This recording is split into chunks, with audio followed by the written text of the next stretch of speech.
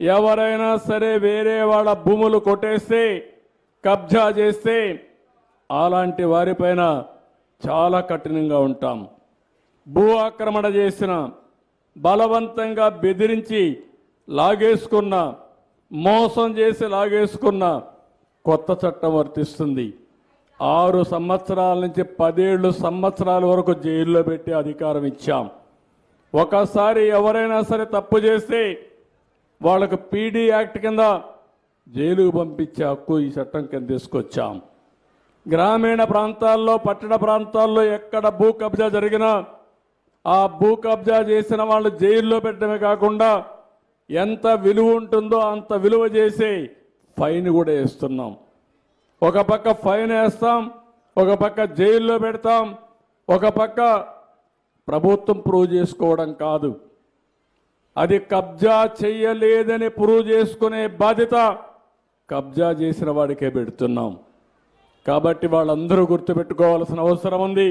ఎవరైనా 1 సెంటు భూమి కబ్జా చేసిన కబద్దార్ జాగ్రత్తగా ఉండండి, తాట తీస్తాం, ఎవ్వడిని వదిలిపెట్టాం. ఈ రాష్ట్రంలో ఇలాంటి దుర్మార్గులంతా ఎట్టి పరిస్థితుల్లో కూడా సర్వే కావడానికి వీలు లేదని చెప్పి కూడా నేను మీకు తెలియజేస్తున్నా. మా తమ్ముడు చెప్పినట్టు కబద్దార్ జాగ్రత్త. ఆ భూమి దగ్గరికి పోయినప్పుడే అతనికి జైలు కూడా కనపడాలి.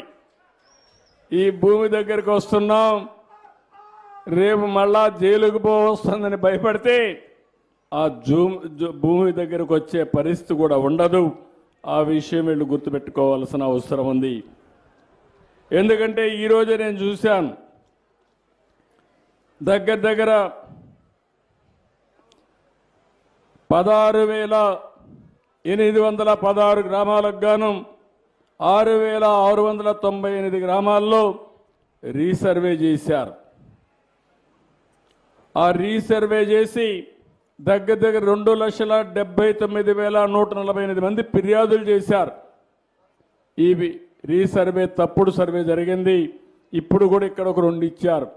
మాది 2 సెంట్లు పోయిందని, మాది 4 సెంట్లు పోయిందని.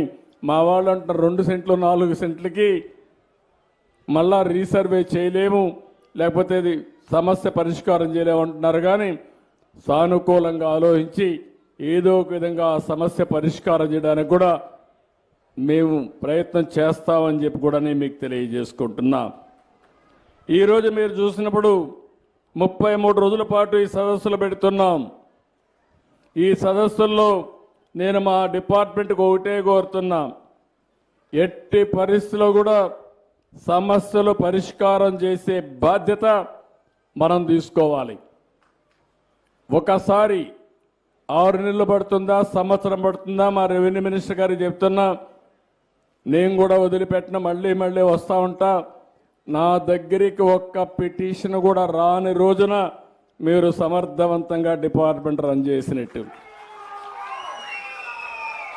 ఒకవేళ నా దగ్గరికి ఒక పిటిషన్ వచ్చినా ఆ పిటిషన్ వివరాలు కంప్యూటర్లో చూస్తే పరిష్కారం చేయలేని సమస్యగా ఉండాలి. ఎక్కడో ఫారెస్ట్ ల్యాండ్ ఇచ్చేయమంటే ఇవ్వలేము, లేకపోతే ప్రభుత్వ భూమి ట్యాంక్ పరంబోకి ఇచ్చేయమంటే ఇవ్వలేము. అలాంటి తప్ప మానవతా దృక్పథంతో పరిష్కారం చేయగలిగిన ప్రతి ఒక్క సమస్య పరిష్కారం చేస్తామని మీ అందరికీ హామీ ఇస్తున్నా. అంతేకాకుండా ఈరోజు మీరు చూస్తే ఈ సదస్సుల ద్వారా ప్రతి ఒక్క గ్రామంలో రెవెన్యూ మ్యాప్ కానీ ప్రభుత్వ ప్రైవేట్ భూములన్నీ కూడా ప్రదర్శన చేసే విధంగా పెట్టాం. అభ్యంతరాలు ఉంటే పూర్తిగా చెప్పమన్నాం. ఎస్ఎల్ఆర్ కానీ, ఆర్ఆర్ కానీ, 1B రిజిస్టర్ కానీ 22 జాబితాలో ఉండే అన్నీ కూడా మీకు అందుబాటులో పెడుతున్నాం.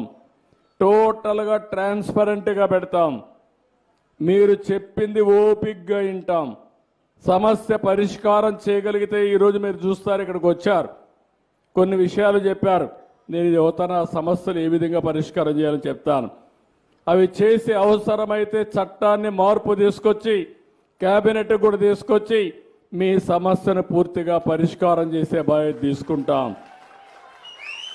అదే మరిగా మీ భూ కొలతల్లో తేడాలు, సర్వే నెంబర్లో మార్పులు, వారసుల పేర్లు నమోదు కానీ, సరిహద్దు సమస్యలు, భూ విస్తీర్ణంలో తేడాలు, రీసర్వే రికార్డులో నమోదైన తప్పులు, భూ కబ్జాలు, అసైన్డ్ భూముల యొక్క పరాధీనం, నిషిద్ధ భూములు 22A జాబితాను తొలగింపు, ఇవన్నీ కూడా తీసుకుంటాం. ప్రతి ఒక్క ఫిర్యాదుని రికార్డ్ చేస్తాం. జవాబుదారీతనంగా పనిచేస్తాం. పూర్వపరాలన్నీ కూడా దానికి ఏమేమి ఉన్నా అన్నీ తీసుకుంటాం. అన్నీ తీసుకుని నేను ఒకటే హామీ ఇస్తున్నా, వన్స్ ఫర్ ఆల్ ఈ సమస్యకు పరిష్కార మార్గం చూపించే బాధ్యత ఈ ప్రభుత్వం తీసుకుంటుంది.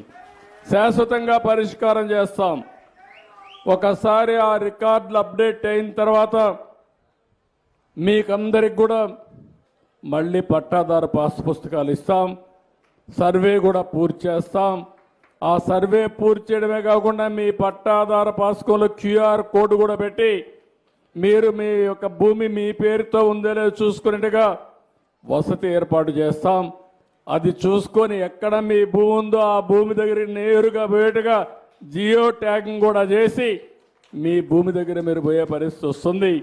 ఎప్పటికప్పుడు మీ రికార్డ్స్ అన్ని వెరిఫై చేసుకునే పరిస్థితికి వస్తారు.